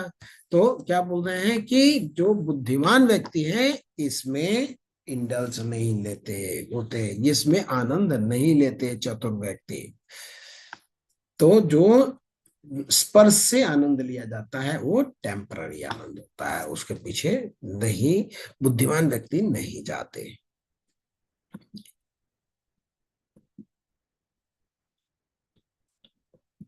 ये देखिए स्पर्श से के इंद्रियों से जो आनंद लेने की प्रयास है वो कैसे दुर्बल होती है। देखिए ये एक होता है भौरा, जिसको बोलते हैं मोथ। ये रात में बरसात के दिनों में निकलता है, और फितिंगा इसको बोलते हैं हिंदी में। तो ये क्या होता है, इसको लाइट बहुत प्यारा होता है, लाइट देख करके ये एकदम इम्पैशेंट हो जाता है। वो चाहता है कि जो लाइट है ना उसके अंदर मैं समा जाऊं। वो बहुत जोर से आकर के दीवार पे बल्ब लगा रहता है वहां पे आता है, या फिर कोई नाइट लैंप लगा हुआ होता है, या फिर घी का बत्ती जला करके बाहर रख देते हैं उसमें। वो क्या चाहता है कि लाइट में हम अंदर घुस जाए। तो क्या होता है, चाहे तो दीवार में चाहे जल करके ये भस्म हो जाता है। तो रात में आप बरसात के दिन में देखेंगे ढेर सारे फितिंगे उड़ते हुए नजर आएंगे, लेकिन सुबह देखेंगे सारे के सारे मरे हुए नीचे पड़े हुए हैं। तो ये इनकी जो देखने की इंद्रिया है, आंख है, ये इनका कमजोर है। ये चाहता है कि हम पूरा लाइट देखें, ज्यादा से ज्यादा लाइट देखें, उस चक्कर में ये प्राण अपने छोड़ देते हैं। बगल में आप देख रहे हैं हिरण। हिरण क्या है, वो उसका कर्णेंद्रियां बहुत कमजोर है। वो बहुत सुंदर आवाज जो है वो सुनना चाहती है। तो हिरण पकड़ने वाले जो शिकारी होते हैं वो क्या करते हैं, बांसुरी बजाते हैं या कोई इंस्ट्रूमेंट बजाते हैं, और ये इंस्ट्रूमेंट की आवाज सुन करके दूर से भागती हुई दौड़ती हुई आती है, और ये ट्रैप में फंस जाती है। ये शिकारी इसको बांध लेते हैं। आपने सुना होगा तानसेन जब गाता था तो सारे हिरन आ जाते थे, हिरन ही आते थे, उसमें कुत्ते बिल्ली नहीं आते थे। क्यों? क्योंकि हिरन का जो कान की जो इंद्रियां है वो कमजोर है, सबसे कमजोर है। वो चाहती है कि अच्छी आवाज सुन सके। एक भौरा है। भौरा क्या होता है, भौरा बहुत स्ट्रांग होता है। अगर लकड़ी में ट्रैप हो गया ना तो लकड़ी को चीर करके बाहर निकल सकता है, लेकिन इसको रस बहुत प्यारा होता है, फूल के पराग बहुत प्यारा होता है। तो क्या करता है, ये कमल के अंदर जाकर के रस पीता रहता है, पीता रहता है। जब शाम होती है तो ये कमल जो है वो बंद हो जाता है। जब बंद हो जाता है तो ये अगर चाहे बाहर निकलना तो कमल की जो पंखुड़ी है उसको काटना इसके लिए कोई कठिन बात नहीं है। ये तो पूरे लकड़ी का पेड़ काट देता है, अंदर घुस करके काट के एक तरफ से दूसरे तरफ निकलने की क्षमता रखता है। लेकिन ये कमजोरी से पड़ जाता है कि नहीं, जिसने मुझे इतना रस दिया मैं उसकी तरफ से मैं इंतजार कर लेता हूँ।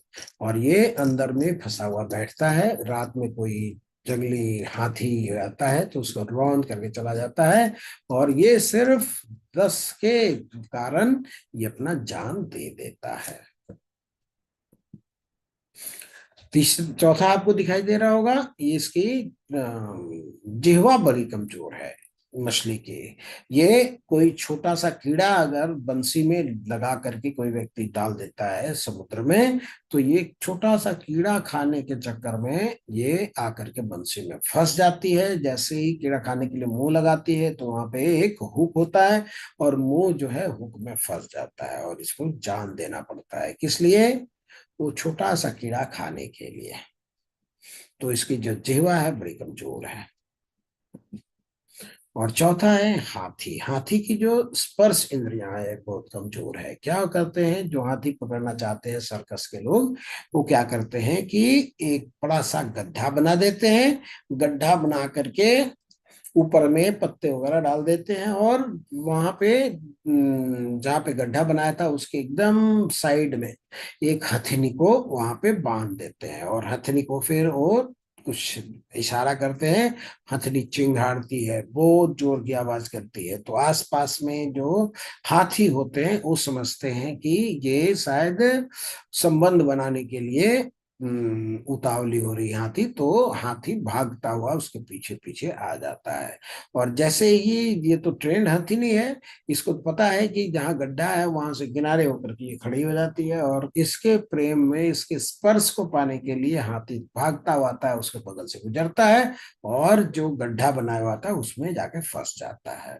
फिर जो शिकारी है उसको 10 दिन 15 दिन तक कुछ नहीं खाना देते, और ये उठ बाहर निकलने के योग्य नहीं है क्योंकि ये गड्ढे में फंसा हुआ है।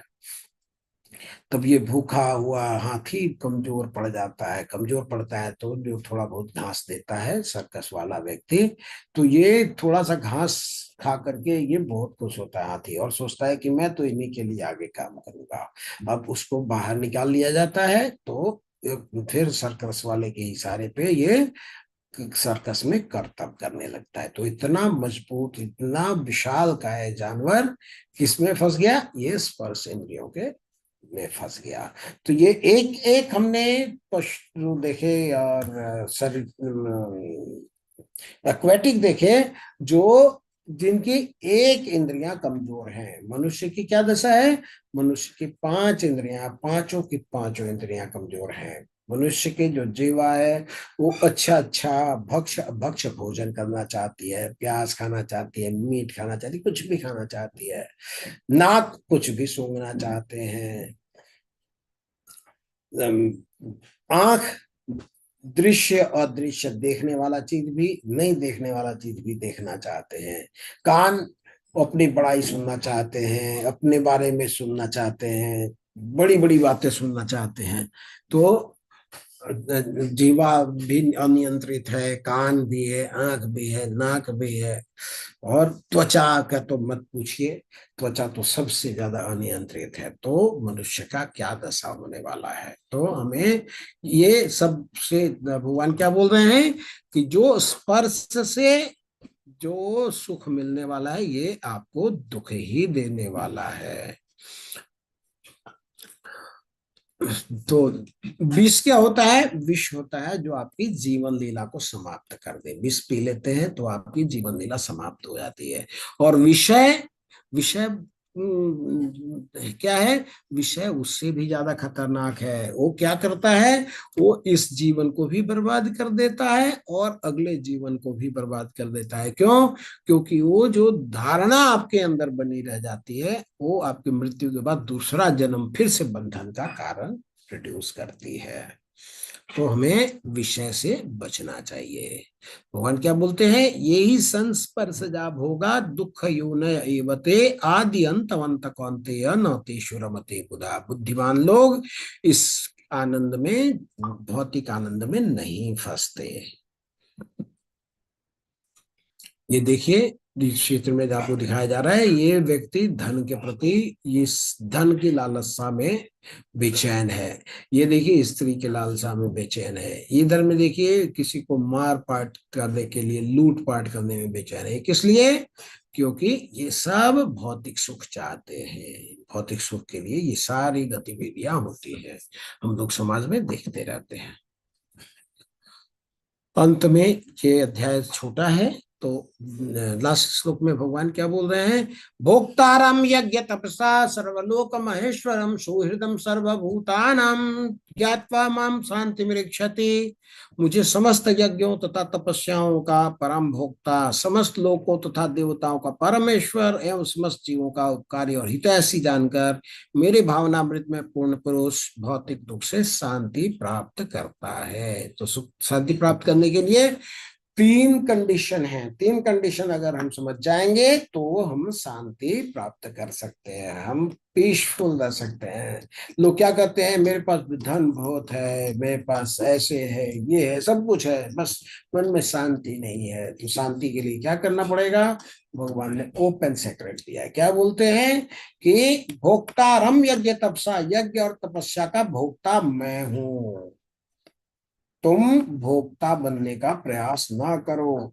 लेकिन हमारा क्या हालत है? हम भोक्ता बनना चाहते हैं, यज्ञ का भोक्ता हम बनना चाहते हैं।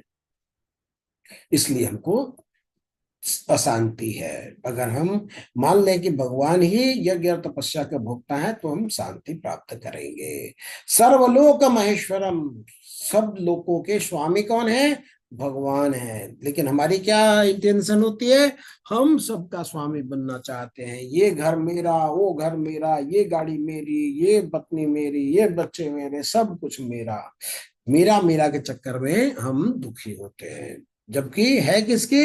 सब भगवान की है। सर्वलोक महेश्वरम सुहृदम सर्वभूतानाम, सुहृदम मतलब मित्र हैं, सबके मित्र हैं। तो मान लीजिए कि आप ये समझ लीजिए कि हमारे मित्र हैं भगवान कृष्ण, और भगवान कृष्ण सब यज्ञ के और तपस्या के भोक्ता हैं, और सब लोग के महेश्वर हैं, कंट्रोलर हैं। अगर हम ये तीन कंडीशन समझ जाते हैं तो हमें शांति प्राप्त होती है। अब बताइए कि भगवान क्या बोल रहे हैं? सुहृदम। तो जैसे अंग्रेजी में एक शब्द होता है फ्रेंड। फ्रेंड का मतलब होता है दोस्त, लेकिन संस्कृत में दोस्त के अलग अलग प्रकार के अलग अलग नाम दिए हुए हैं। जैसे जो पढ़ाई साथ में करता है उसको बोलते हैं सहपाठी, और जो अड़ोस पड़ोस में रहता है उसको बोलते हैं सखा। एक जिसका कभी कभी रिलेशन है उसको बोलते हैं मित्र। इसके बाद जो हमेशा आपके बारे में, आपके उत्थान के बारे में सोचता है, जिसको बोलते हैं बेस्ट फ्रेंड, उसको बोलते हैं सुहृद। भगवान सबके सुहृद हैं। और सर्वभूता नाम, सिर्फ मनुष्य के नहीं बोला भगवान ने, सबके।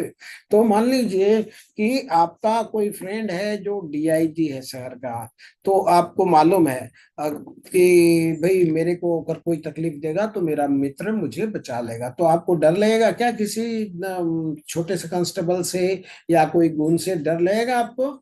नहीं, मेरा मित्र है ना, डीआईजी है, मेरे को बचा लेगा।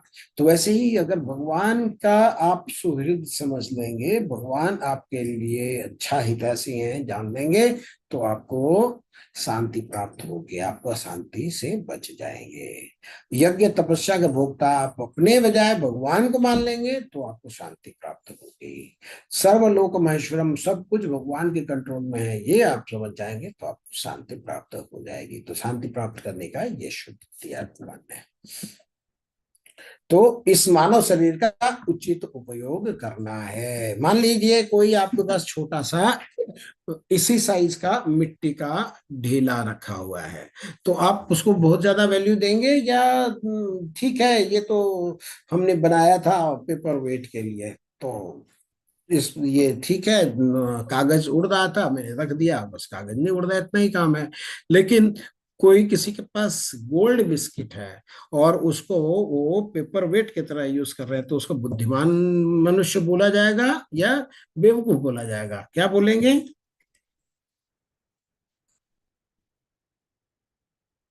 मेरी आवाज आ रही है?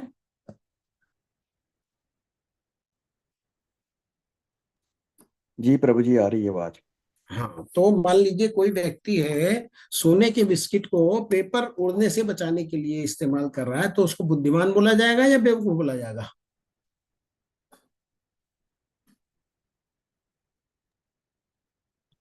बेवकूफ बोला जाएगा। क्यों? क्योंकि अच्छा। जो बिस्किट है सोने का, उसका और भी इस्तेमाल किया जा सकता है, उसको कागज उड़ने से बचाने के लिए नहीं, पेपर वेट की तरह इस्तेमाल नहीं करना चाहिए।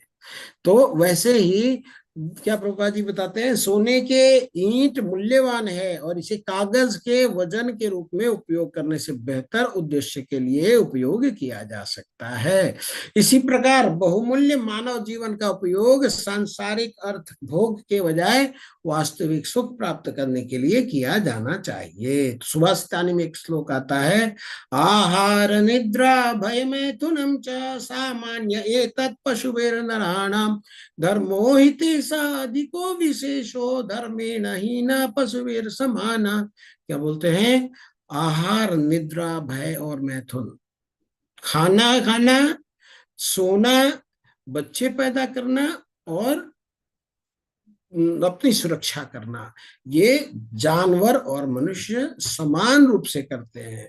अगर मनुष्य का शरीर प्राप्त करके भी अगर सिर्फ यही 4 काम करते हैं तो हम मनुष्य का कार्य नहीं करके हम जानवर वाला काम कर रहे हैं। तो ये वैसा ही हो गया, हमारे पास है मानव शरीर, ये सोने का बिस्किट जैसा, लेकिन हम इसको यूज क्या कर रहे हैं, मिट्टी के डब्बे के अनुसार हम इस्तेमाल कर रहे हैं। तो ये उचित इस्तेमाल नहीं है, तो हमें इसका बेहतर इस्तेमाल करना चाहिए। मनुष्य जन्म का उद्देश्य खाना, सोना, वंश वृद्धि करना और बचाव करना मात्र नहीं है, इतना तो हर जीव कर लेते हैं।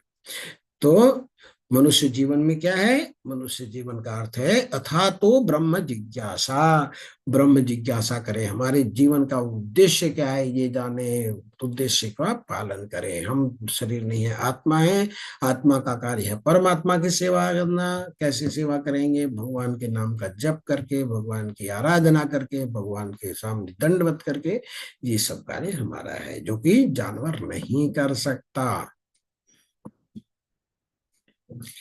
प्रभुपाद जी के शब्द हैं, ये पढ़ लेते हैं। यह 5वां अध्याय कृष्ण भावनामृत की, जिसे सामान्यतया कर्मयोग कहते हैं, व्यवहारिक व्याख्या है। यहाँ पर यह प्रश्न का उत्तर दिया गया है कि कर्म योग से मुक्ति किस तरह प्राप्त होती है। कृष्ण भावनामृत में कार्य करने का अर्थ है भगवान के पूर्ण ज्ञान के साथ कर्म करना। तो ऐसा कर्म दिव्य ज्ञान से भिन्न नहीं होता। प्रत्यक्ष कृष्ण भावनामृत भक्ति योग है और ज्ञान योग वह पथ है जिससे भक्ति योग प्राप्त किया जा सकता है। तो ज्ञान योग किस लिए है, भक्ति में सहायता प्राप्त करने के लिए।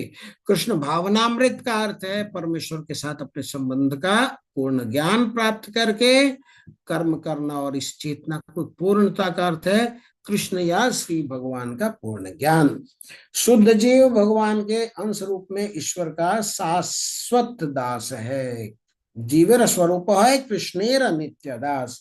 भगवान क्या बोलते हैं, ममई वंश जीवलोके जीवभूत सनातन, जीव क्या है, मेरा अंश है। तो वह माया पर प्रभुत्व जताने की इच्छा से ही माया के संपर्क में आता है और यही उसके कष्ट का मूल कारण है। तो हमें माया से बचना है, क्या करना है, मायापति के शरण में जाना है। जब तक वह पदार्थ के संपर्क में रहता है उसे भौतिक आवश्यकता के लिए कर्म करना पड़ता है, किंतु कृष्ण भावनामृत उसे पदार्थ की परिधि से स्थित होते हुए भी आध्यात्मिक जीवन में ले आता है। प्रभुपाद जी बता रहे थे कि दूध से पेट खराब हो तो दूध का दही बना लो और फिर से आप स्वस्थ हो जाओ। क्यों, क्योंकि भौतिक जगत में भक्ति का अभ्यास करने पर जीव का दिव्य स्वरूप पुनः प्रकट हो जाता है।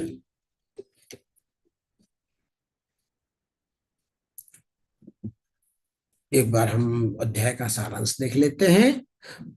शुरुआत हुई थी संन्यास या कर्मयोग क्या श्रेष्ठ है, यह श्रेय क्या श्रेय है ये पूछा था अर्जुन ने। भगवान ने बताया था कर्मयोग से संन्यास, कर्म संन्यास से कर्मयोग विशेषता। भगवान बोलता है कर्मयोग विशिष्यते, कि कर्म का त्याग करने से भक्ति पूर्वक कार्य श्रेष्ठ है। इसके बाद भगवान ने बताया 7 से 16 में निष्काम कर्म बंधन से मुक्त कैसे होना है। कुर्वन् अपि न लिप्यते, काम करते हुए भी कर्म बंधन में कैसे लिप्त नहीं होते। लास्ट में उन्होंने बताया कि भगवान पर ध्यान के द्वारा भगवान से जुड़े और मुक्त हो जाएं। भगवान ने हमें शांति सूत्र बताया, ज्ञात्वा माम शांतिम रक्षति। तो इसी के साथ ही हमारा ये अध्याय पूर्ण होता है। किसी का कोई प्रश्न है, कोई मंतव्य है, कोई संशोधन है तो बताएं। आप लोग अनम्यूट करके भी बता सकते हैं और चैट में भी टाइप कर सकते हैं। हरे कृष्णा कृष्णा कृष्णा हरे हरे, हरे राम राम राम हरे हरे, हरे कृष्णा। सभी को बहुत बहुत धन्यवाद ध्यान पूर्वक श्रवण करने के लिए। हरे कृष्णा। प्रीति माता जी अनम्यूट कर लेंगे आप। हरे कृष्णा।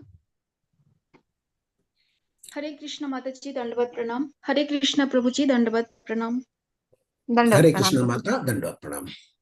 जी प्रभु जी, जो लास्ट वाला श्लोक हम पढ़े हैं कि भोक्तरम यज्ञ तपसम सर्वलोको महेश्वरम, है ना? जी सुहृदम जी माता सर्वभूतानां ज्ञात्वा माम शांति दिच्छति।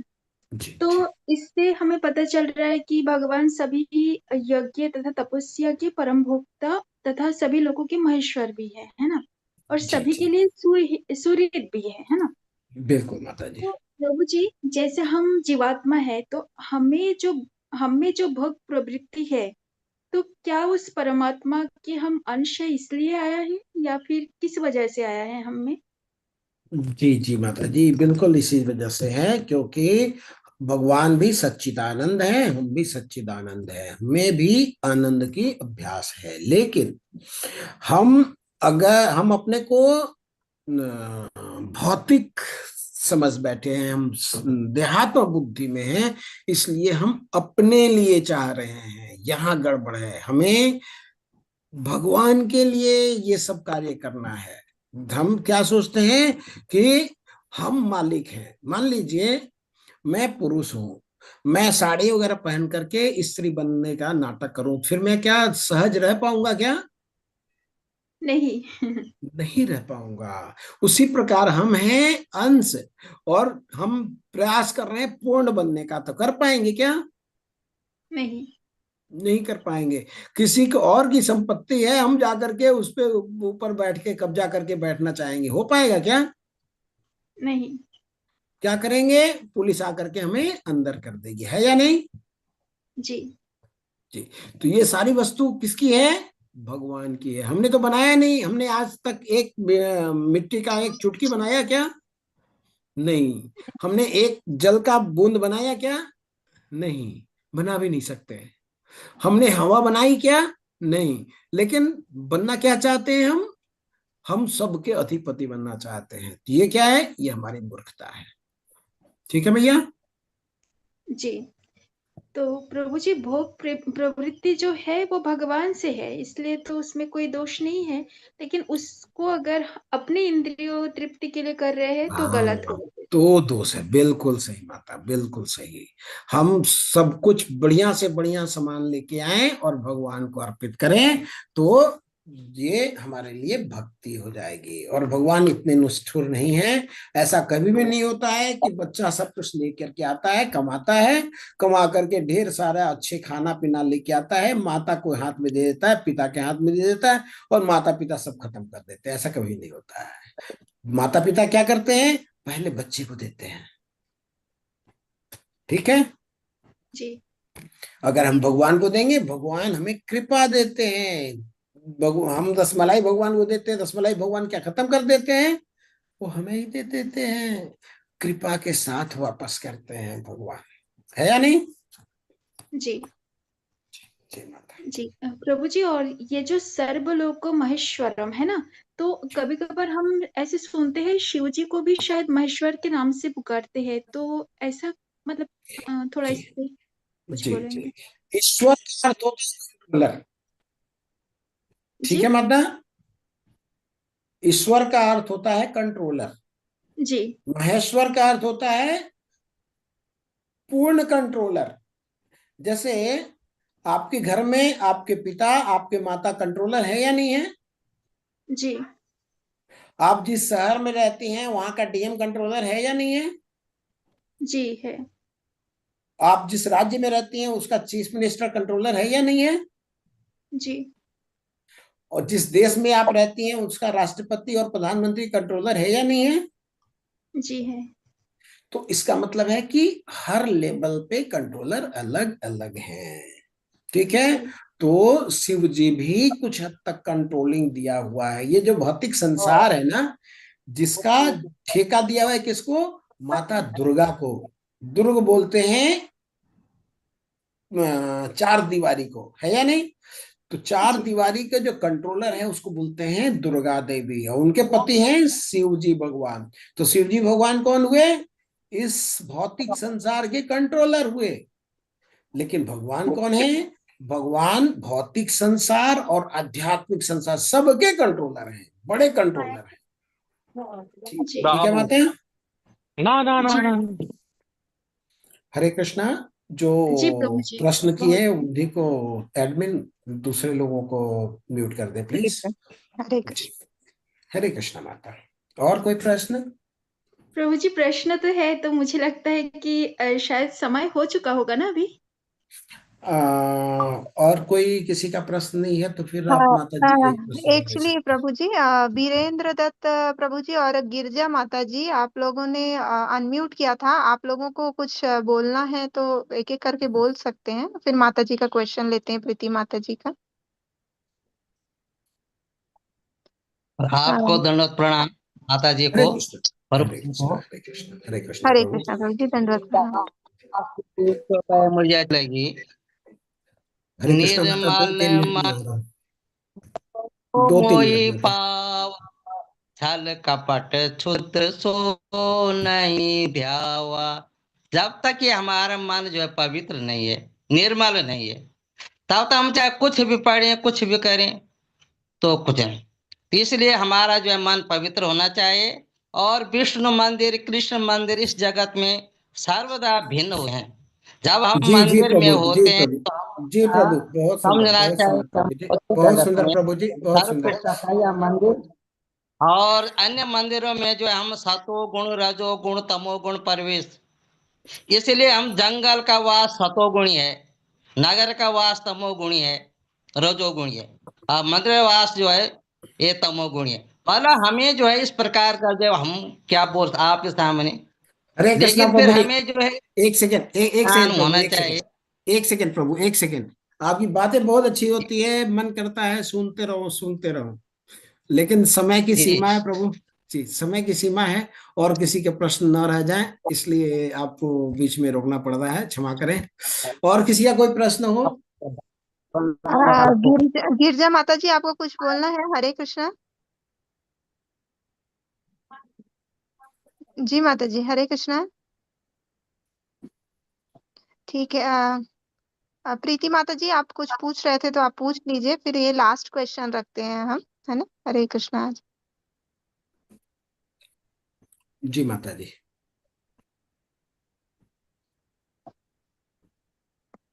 सुष्मिता माता जी, आपको कुछ पूछना है? आप अनम्यूट कर सकते हैं माता जी।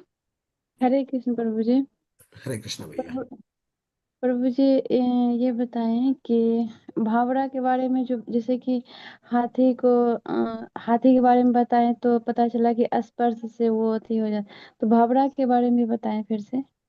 भौरा, ये फूल के, देखिए, जिस व्यक्ति में, जिस कीड़े में इतनी शक्ति है कि कठोर वृक्ष को छेद कर सकता है, तो कमल की पंखुड़ी को छेद करना उसके लिए कठिन है क्या? नहीं। नहीं। वो आसक्ति के वश में फूल से इतना प्रेम करने लग जाता है कि वो बाहर निकलता नहीं है, और वो बंद बंद में ही मृत्यु हो जाती है उसकी। जैसे मछली की बात करी गई, वो स्वाद के लिए इतना बेचैन हो जाता है कि कांटा उसके जीभ में फंस जाती है और उसकी मृत्यु हो जाती है, उसके जिह्वा के कारण उसकी मृत्यु हुई।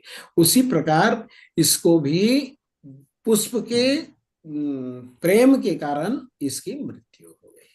ठीक है भैया? जी प्रभु जी। और अति खा ले तो हरे सब। कृष्ण, हरे कृष्ण भैया। प्रीति माता जी। हरे कृष्ण प्रीति माता जी। हरे कृष्ण माता जी, सॉरी, नेटवर्क की वजह से डिस्कनेक्ट हो गई थी।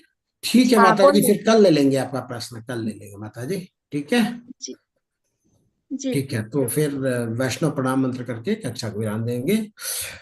वांछा कल्पतरुभ्यश्च कृपा सिंधुभ्य एव च पतितानां पावनेभ्यो वैष्णवेभ्यो नमो। अनंत कोटि वैष्णव वृंद की जय, श्रील प्रभुपाद की जय, भगवान की बाणी भगवत गीता की जय, समवेत भक्त वृंद की जय, गुरु महाराज की जय, आप सब भक्तों की जय। हरे कृष्णा कृष्णा हरे कृष्णा कृष्णा कृष्णा कृष्णा हरे कृष्णा हरे, हरे हरे हरे, राम हरे हरे राम राम हरे राम राम राम राम हरे राम हरे, हरे। हरे कृष्णा हरे कृष्णा कृष्णा कृष्णा हरे हरे, हरे राम राम राम हरे हरे, हरे कृष्णा कृष्णा कृष्णा हरे हरे, हरे राम राम हरे हरे, हरे कृष्णा। सभी को दंडवत प्रणाम। जी दंडवत को प्रणाम प्रणाम। प्रणाम प्रभु जी। हरे दंडवत प्रणाम कृष्ण, हरे प्रभु। कृष्ण सभी को। हरे कृष्ण, सभी को हरे दंडवत। कृष्ण, सभी को धन्यवाद।